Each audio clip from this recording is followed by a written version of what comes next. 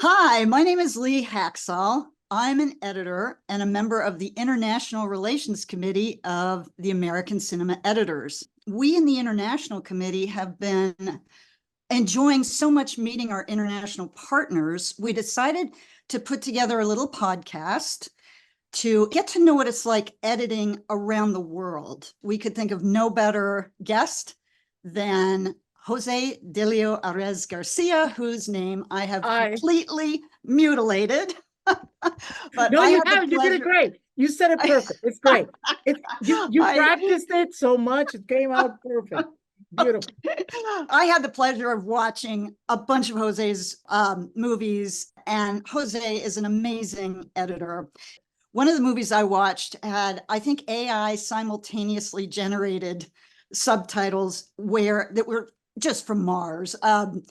For example, the word kill was generated as the word lick. So I would be watching a scene and the guy's going, I'm going to lick you. I'm going to shoot you in the face and lick you. And yet I could totally understand what was going on because of Jose's editing. And the story was clear where you were when. I knew what was going on. Even if they were all licking each other, it didn't matter. So Jose, welcome.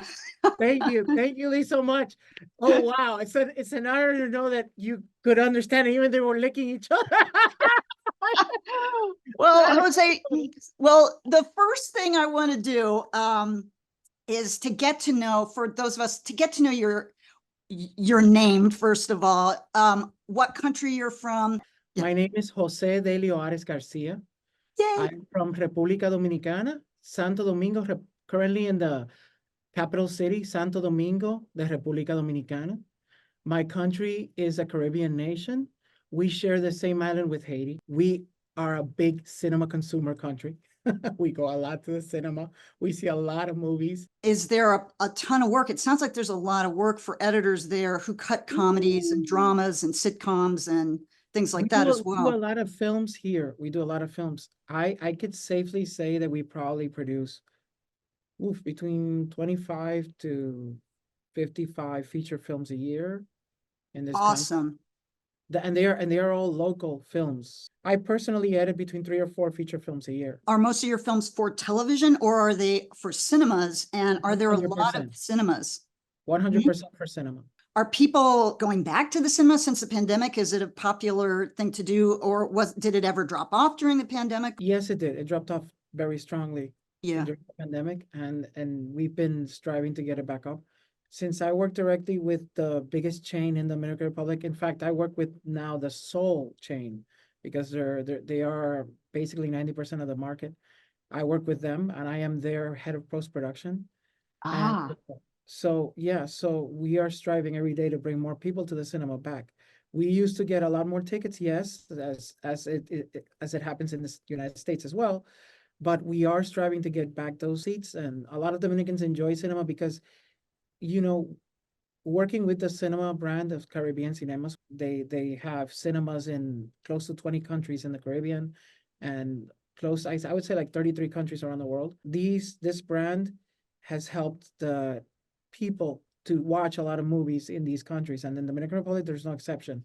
People like going to the movies because it's the cheapest entertainment that you can find. And it is a very inexpensive entertainment. It's a very changing entertainment. So you have very options to going back again. In the Dominican Republic, the cinema is a place where a lot of the middle class celebrates their birthdays, celebrates their achievements, like probably get together with family is let's go to the cinema, let's watch a movie with the kids.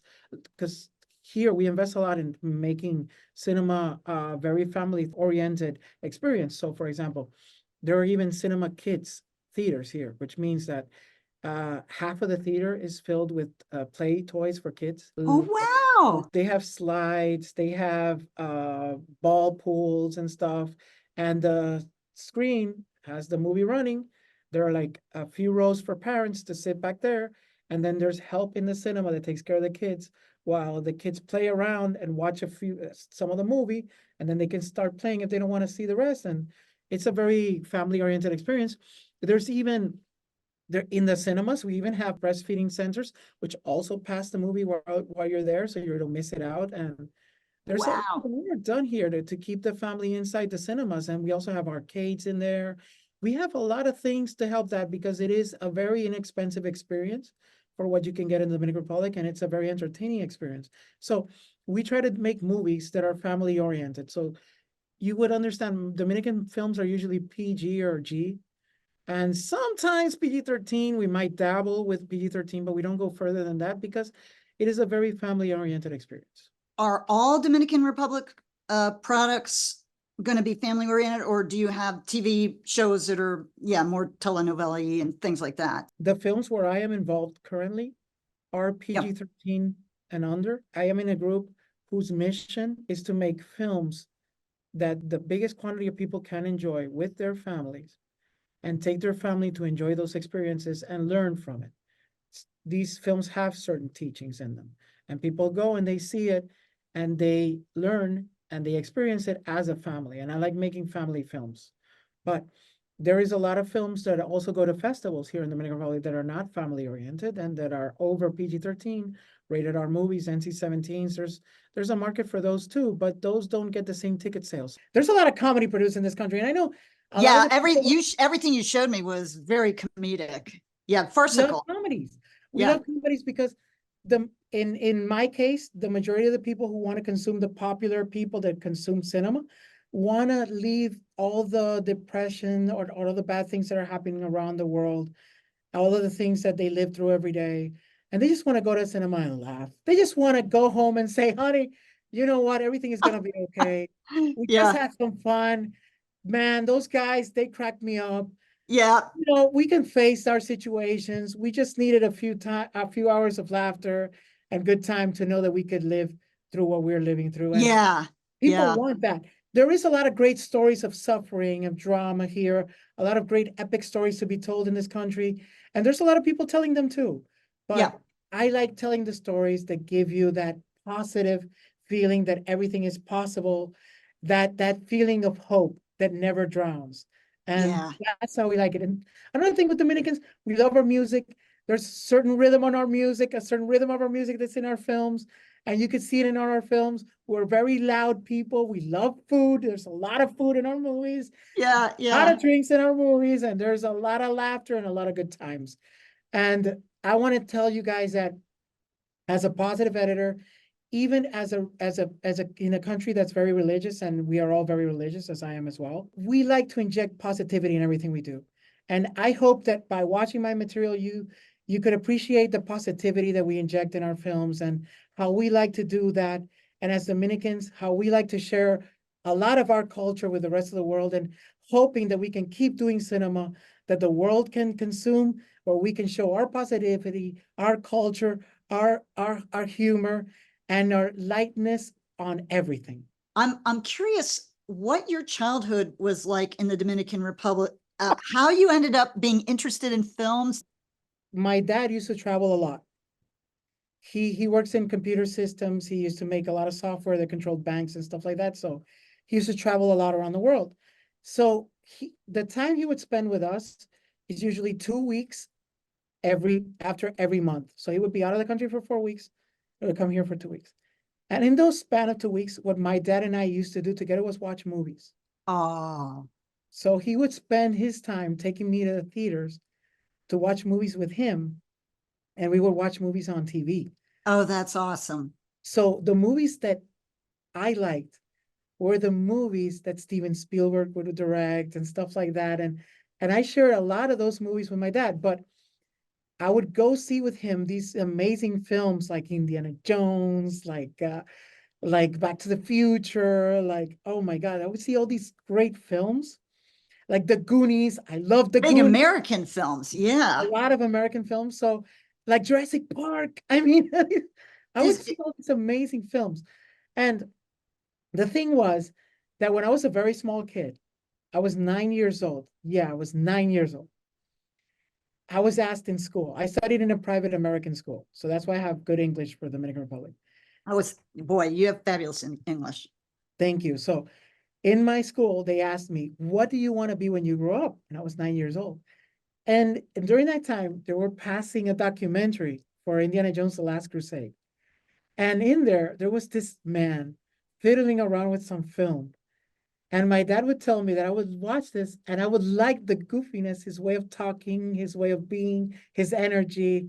And my dad said that I would just sit there watching this man talk about cutting the Wow. film and doing that. And I got so inspired. I told him, I want to see his film. So I would go and my dad would find out of the films that Michael Kahn would edit and I would see his film.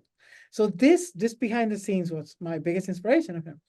And then because of that, I told my class that what I wanted to be was a film editor and that I wanted to be an ace, just like Michael. You knew that at 9. Oh my Right. goodness. Oh my gosh, that's amazing, Jose. I love And that. then, but there was no cinema law. There was no cinema. My dad said, well, that's a dream because there's no way of, doing cinema here. There was only 2 films ever done in the Dominican Republic, which was The Godfather Part 2 and Apocalypse Now, and another film that was done here. That's, I mean, like 2 or 3 films.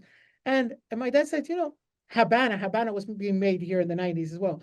So my dad said, that's like a pipe dream right now, kid. And I'm like, yeah, I know that, but I wish I could be an ace. I wish I could be a film editor.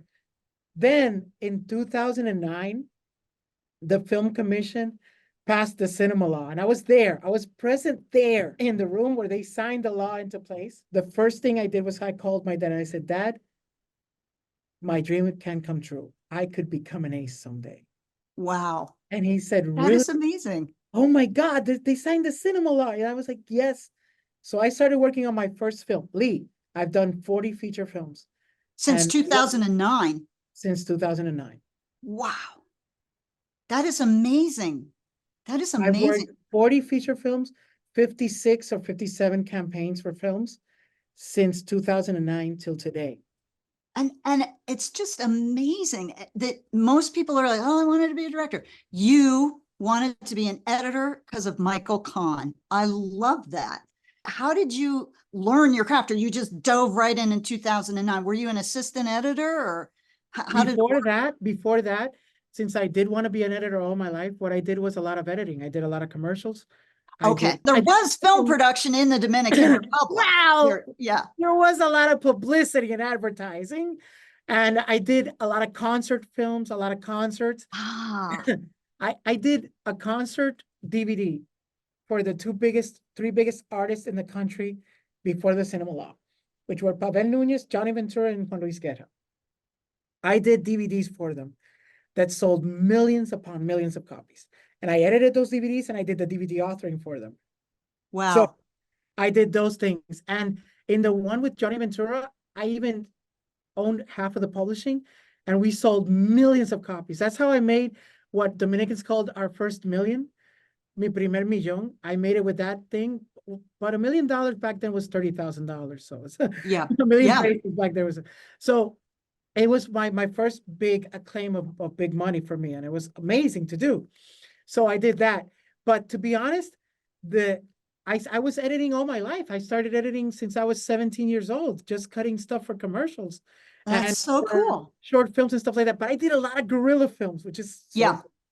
Guerrilla films were, I had this director, which is one of the biggest award-winning directors in our country called Jose Maria Cabral. And Jose Maria is an amazing director. I mean, you guys would love him. We did a lot of guerrilla films in our time. And he was the first Dominican director nominated to Sundance. Oh, so his cool. films have been to Sundance. And he started with me as his main editor. And his main producer, Hector Valdez, is another award-winning producer and director from the Dominican Republic, whose works have been in Cannes and in a lot of big festivals as well. Us 3 have made an amazing career of our lives, but we started making films for $2,000. And we started making these guerrilla films. I love we would this. put all our money from our pockets just to make these films and take them to cinema through digital projectors. We would project DVDs to show them to people. And we would try to fill our cinema, like get 2-for-1 tickets, or we would get sponsorships from beers. Like if you buy a beer, you can see our film. And we would do crazy stuff like that. Yeah. And that's a whole other story for a whole other conversation. But that's what we used to do before cinema law. And when the cinema law came in, we couldn't believe it. We had our shot at doing our dream, or making our dreams a reality. Article 34 is the part of the law that incentivizes us to create content using 100% of the tax earned money. So every time an international film is produced here, the government gets back 25 cents for every dollar, but all the tax that is collected from all those films is added to a big bucket, which is then used locally to train us by giving us certain limited budgets that we can do films with. And doing those films trains us to be better professionals for the film industry. So we use the cinema law to produce these films.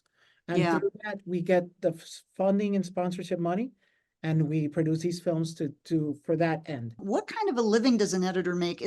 Can you have a family? Because of the law, we work with a certain set price. Ah, And that price is standard according to the amount of films that you've done and the amount of achievements that you. oh, Every editor in the beginning is paid the same. It doesn't matter your name, doesn't matter who you are, you're paid exactly the same. And that's then fantastic. Interesting. after the fourth film up, for the next 5, you're paid the same as anyone who's done 4 films to 8 films or 9 films. And if you get certain prizes, you get added bonuses to those things. But the highest honor is being an internationally acclaimed editor in Mhm. the Dominican Republic, and that will give you the highest salary. But to give you an idea how much we make, let me see. I'm gonna see if I can calculate this in dollars so you can get an idea. About $50,000 a film. Out of that money, I do pay my assistants. So I have a certain salary set there for my assistants. That's what I get roughly. And from there as well, I pay part of my VFX assistants. So I do all my VFX, but I also have assistants who help me clean out the VFX. So I pay them extra, and I pay my staff, my assistant editors from there. An assistant editor usually makes $4,300 per film. To make the amount of money that I make, you have to, besides But- being an internationally known editor, internationally distributed editor, stuff in the Dominican Republic, you also have to do your own VFX, Mhm. your own campaign, and have to do a lot of the animations as well. I also do supervise the post, and I Mhm. also do all the DCPs for the distributions. Are there female editors in your country? And- Woo! Yes. Oh, good. wow. You would imagine. Here in my country, there's a lot of female editors. And there's a lot of female assistants too, coming up through the ranks. Right now, in my one of my current films, because right now I have open. These are open films. This year, I have 3 open films right now, running at the same time in my office. And I have one that we're gonna shoot at the end of the year. So on the ones that I have right now, my current assistants, both are, one's a female, one's a male. Mhm. So yeah, we do have a lot of females, a lot of women who are great editors, amazing editors, prize-winning editors. That's great to hear. Yay, Dominican Republic. So let's just start at the beginning and talk about when you're hired to work on a film.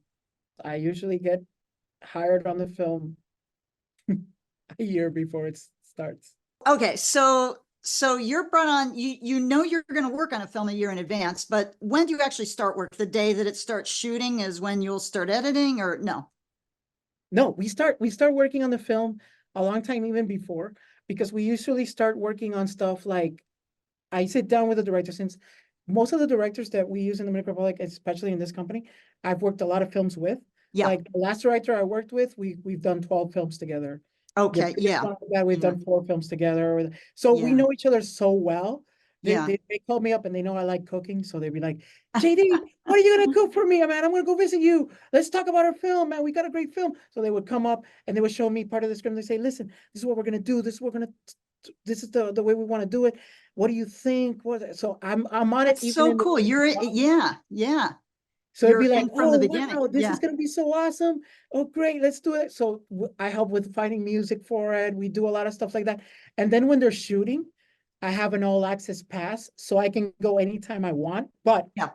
I have my data loader doing all the process, because we usually have my assistants. I like having my assistants edit same day as the film. So while we're filming it, we're building the first cut right away. Sure. Right away. Now that's interesting. You said, do your assistants do the first cut of picture, or? They do the first build of all the scenes, and they organize with me everything. And then I do the first cut of the picture. Okay, so when you say that it just might be an English thing. When they do a build, they cut things together for you, or they just put all the dailies into the bin? They Oh, they do. actually cut stuff. Yeah, I do. Okay. And this is how I do it. My Okay, method, yeah, this is what I my want to know. method is helped me teach so many editors Yeah, that I have a certain method there. So this is how it works. Usually we have an intern and we have the assistant editor. The intern are people that help the assistant editor to learn, because they're learning how I organize it, because I have a certain organization that I created, which is patent pending on my side. But actually, so I use a lot of AI to do the automatic synchronizations of everything. Even though my data loader syncs all the audios over there for me on the proxies, I do a lot of with that here as well, so that we can have the actual original audio synced inside the nesting that we do for each clip. But that's being too technical. The thing is that they help organize everything, and everything has to be in a certain organization where you can find everything like that. yeah, Like every time I load a scene, like scene 53 might have 5 angles and there's 5 takes per angle. And I could see with the director every take right is there. that with the script sync program on Avid? No, we work in Premiere, but yeah, Oh, we have it like that. So okay. I could go like say, bang, okay, so we have this line of the actor saying this. Okay, let's see it on each one of the takes. Boop, boop, boop, boop, boop, boop. We watch it, and we decide, okay, this is the best. Let's put a bump, and then we try that out. So they organize it perfectly for me that way.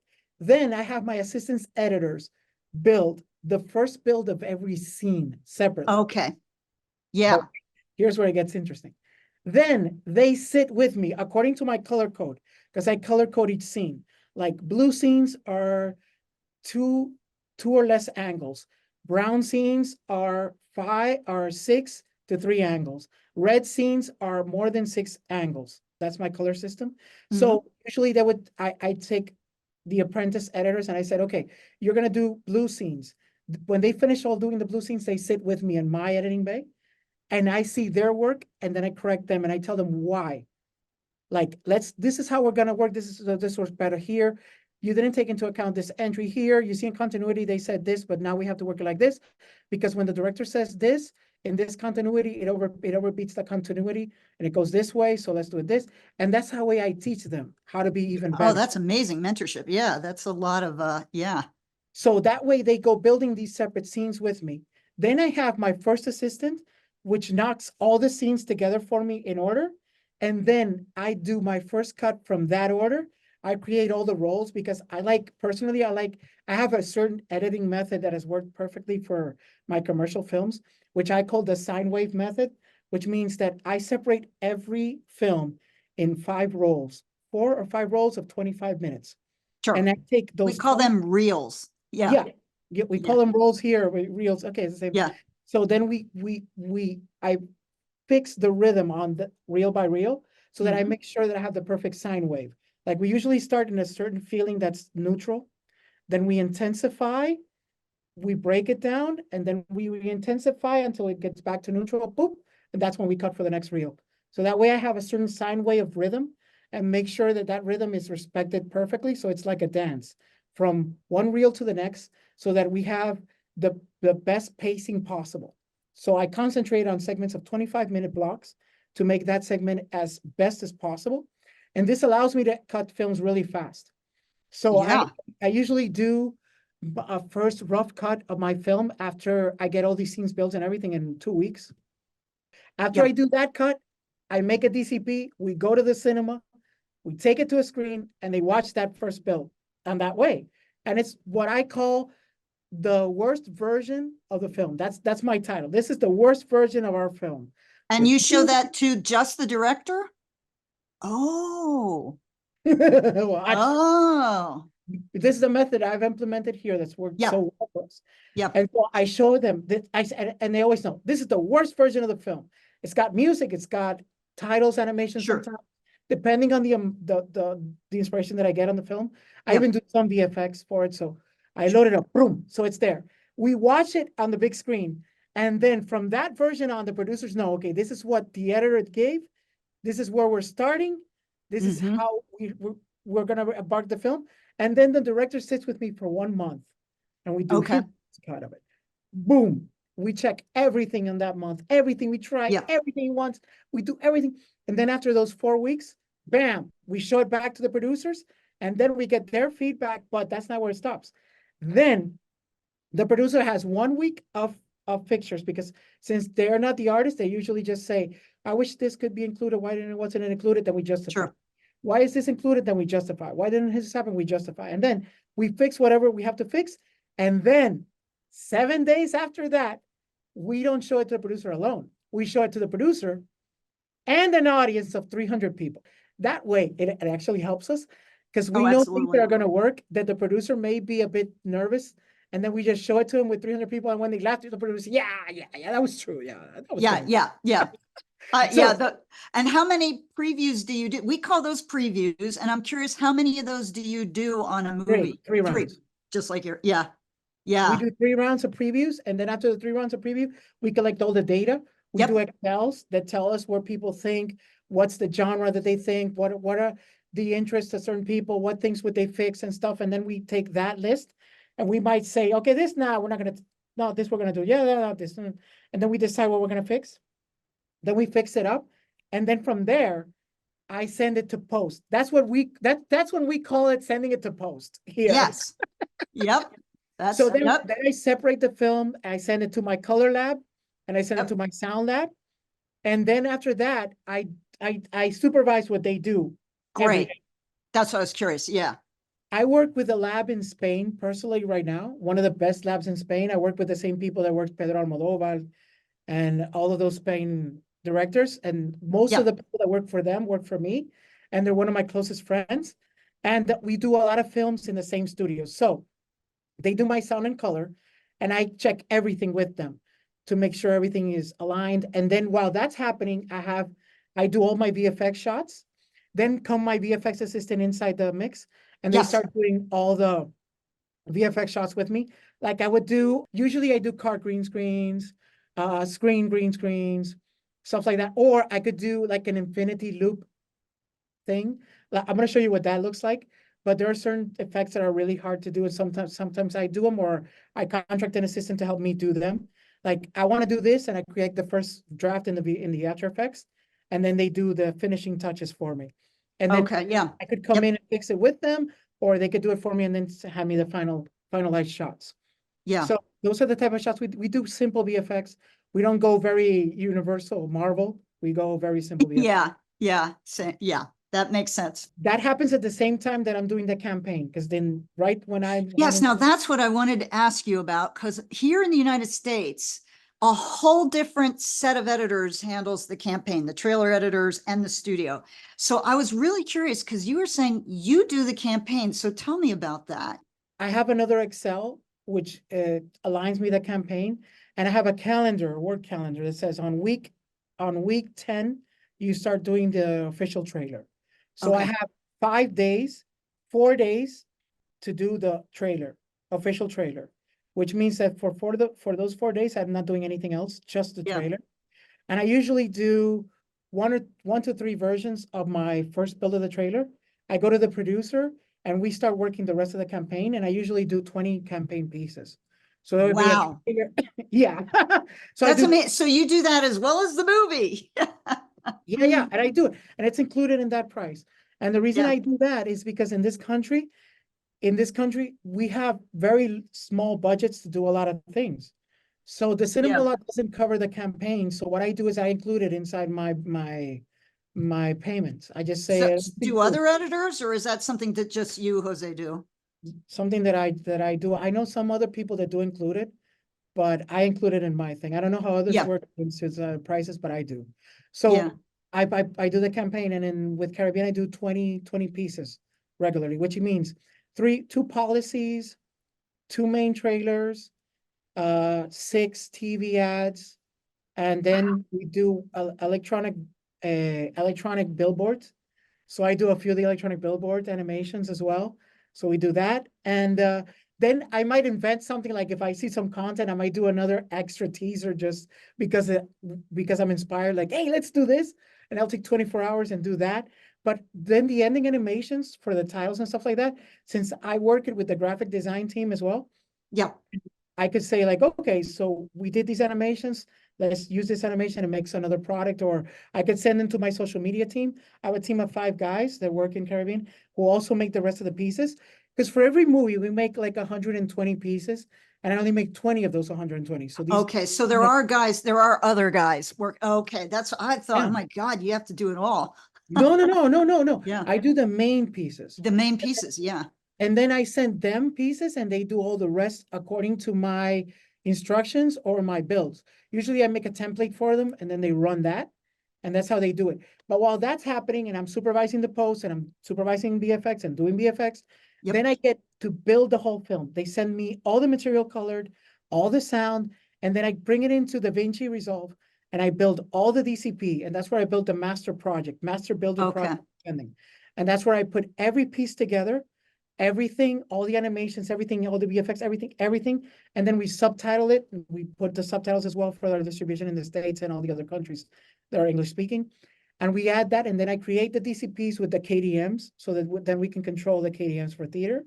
And we make the DKDMs for the masters, distributors, so they can distribute those KDMs for the theater. And we do And that. do all editors, are they all expected to do this? Or this is something No. that just you do because you work for Caribbean? Okay, because I was like, wow, I could not do that. You know, we don't do that here. So I was like, that's amazing. I go to the lab and have the DCP made by the lab, you know. So when you were saying you make all the DCPs and distribute them basically to the movie theaters, I was like, holy cow. Here in this country, I'm known as the closer. I used to work more like this, but now that I'm into so many films a year, it's gonna be difficult. But I get called by the film commission, like they say, listen, we have a movie that's having problems. They have a set date in the cinema. Usually, since I work with the cinema, what the cinema would do is probably move the date a bit more and give me some space.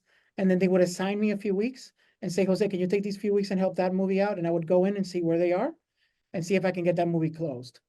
Because I usually see. I can, since I know all the steps of making the film, Yeah. start to finish, I can go in any step Yeah. and just say, let's get this thing closed. Come on. Now you've talked about your process, but how do you approach a scene in terms of, does the film ever speak to you? Do you know, how do you, yeah, tell Thank me a you. little. The way to tell the story, there's so many millions of ways to tell a story. Yeah. You have to find the soul in the material. Guys like us, we are weavers of dreams. We weave dreams, and we have to learn how to interpret and how to help the directors and the producers weave those dreams the best way possible.